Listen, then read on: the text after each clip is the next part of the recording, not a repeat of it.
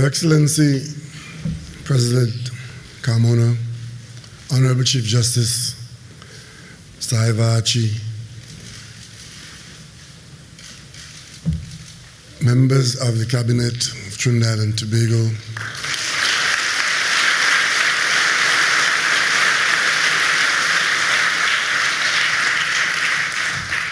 members of my family coming in from Tobago,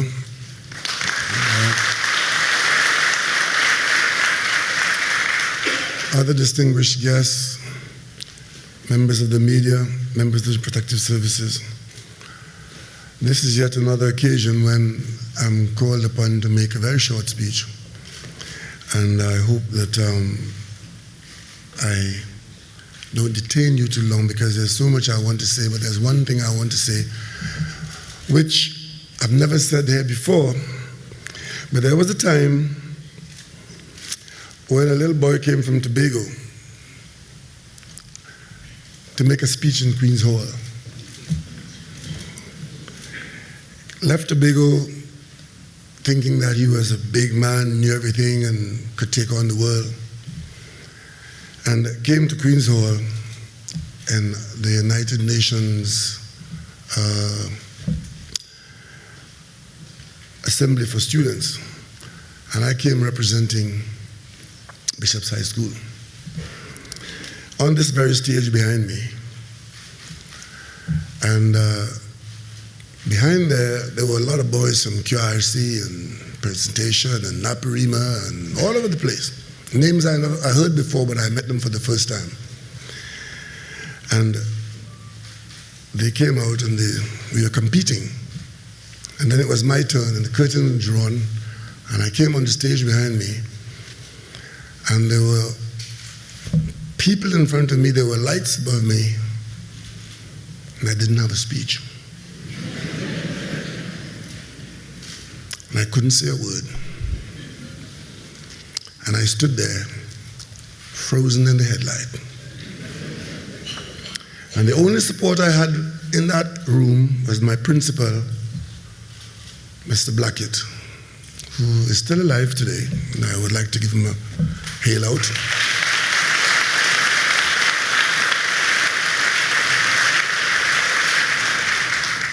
And he sat there in the audience in total shock, because I had the biggest mouth in Bishop's. And here I was at Queen's Hall, on the stage, and I couldn't say a word. Stood there for a while, and then he nodded to me, and I left the stage, having not said a word. I guess they were sorry for me after, and they all told me how good I was. Because to have left there, having not said a word, and to walk off as confidently as I did, it must have been one hell of a performance. However, Mr. Blackett took my shoulders outside and he said to me, "Don't worry, you're going to make it." I don't know what he was talking about, but he said, "Don't worry, you're going to make it." And that experience lived with me all the time until I entered the political arena on Jogi Road, 1970, and I had something to say. And I've been talking ever since.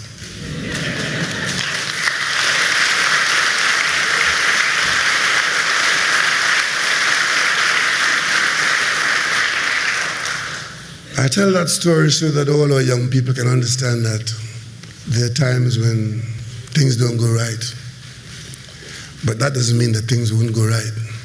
Just stick with it and have confidence in yourself.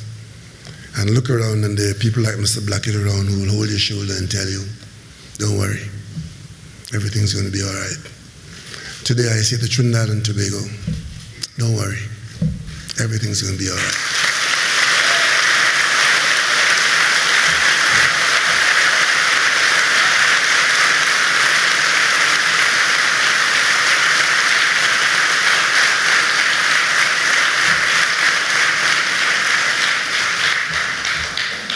As we gather here today on this very special occasion, taking serious responsibility for our country, I want us to reflect for a moment, given today's date, 9/11, where 14 families lost a loved one in New York on this very fateful day, and just say a thought for them and for our 14 citizens who lost their lives going about their business in New York on a day like this. And to remember those who went before us in trying to build this nation of Trinidad and Tobago, and who looked to the day like today when we would conduct ourselves in these kinds of exercises, go to the polls after we campaign, offer ourselves for office, and come out and take responsibility. I hope you would have observed a changing of the guard. There was a time to hold office, high office in this country, one had to be very senior in age and long and meritorious experience. You would have seen a lot of our young people cross this stage today. And what that means is that we have put the affairs of state into the hands of a lot of young people in Trinidad and Tobago.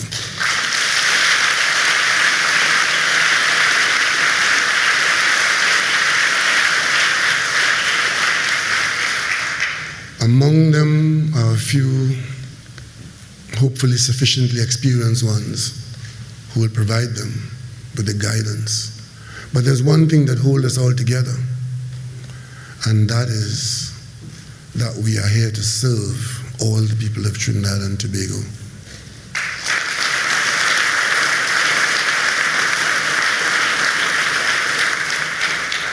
And as Prime Minister of this country, I intend to hold every single one of them against the oath of office that they've just taken. Because that oath demands that you act without fear, without favor, without affection, and without ill will.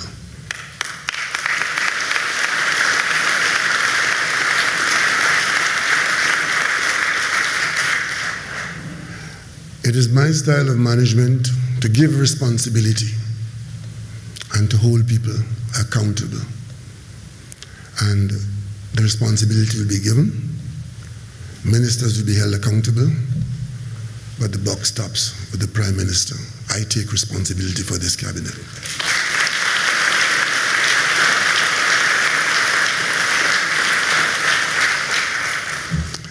There is enough for all of us to be sustained, maybe not lavishly, but to be sustained. But we need to change our attitude. If there isn't any more in the pot, like Oliver, let's not keep shouting, please can I have some more? We'll try to make sure that whatever this country has to offer, that everyone is at the table and everyone would share with what is on the table.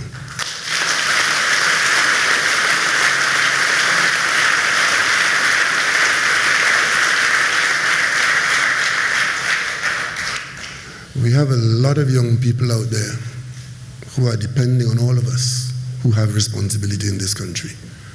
Wherever you're located, not just in the cabinet, not just behind the bus wheel, every one of us have a responsibility. And if each of us pull our weight, Trinidad and Tobago could be a model nation. Sparrow sang about a model nation in 1962. Let's try and build that now. We've done a lot, but there's a lot of work to be done still. It is not every assignment that will carry a paycheck. It's not every assignment that should make it your daydream.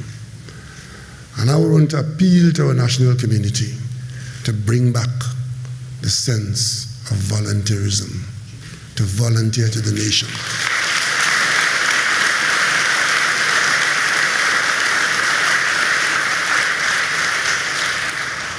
to do something, whatever that thing might be, without expecting a financial reward.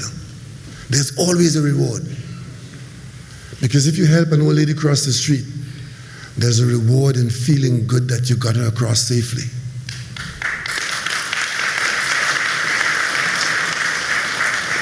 But not everything you do should carry a paycheck. Let us get rid of the gimme, gimme attitude.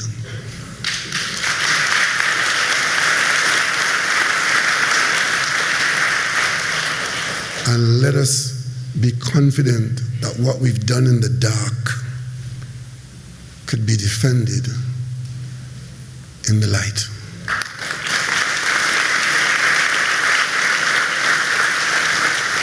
I want to thank Your Excellency for this, your service this morning and swearing in the Cabinet of Trinidad and Tobago. Thank Chief Justice and all those who've come out this morning from all over the country to witness this ceremony. And you know who is proudest and cheering the loudest this morning? Our citizens abroad who are looking at this on the internet.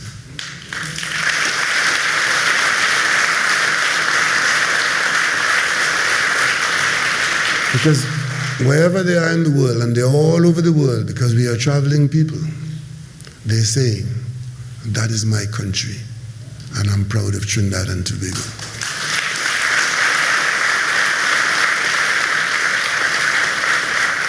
So let us go forward and make our nation proud. Mistakes will be made. I've made one this morning. From one document to another, I left one name out. She's here with us, I'm sure, somewhere, but she's a Tobagonian, so she can deal with it.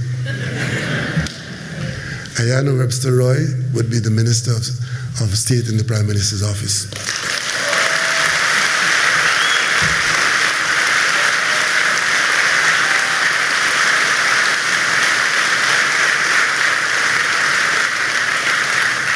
And as I say, we'll take responsibility. Ayana, I take full responsibility. We'll fix it. And I want to thank the young people, particularly the young people who have come forward, contested elections, won seats, and those who have come through the Senate, and some who are not so young, like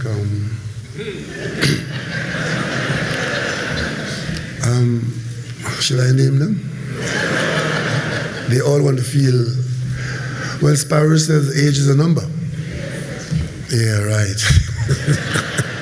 But thank you all very much, and we of the Cabinet will go on with boundless faith in our destiny and continue to contribute to the development of Trinidad and Tobago. And may Almighty God bless us all.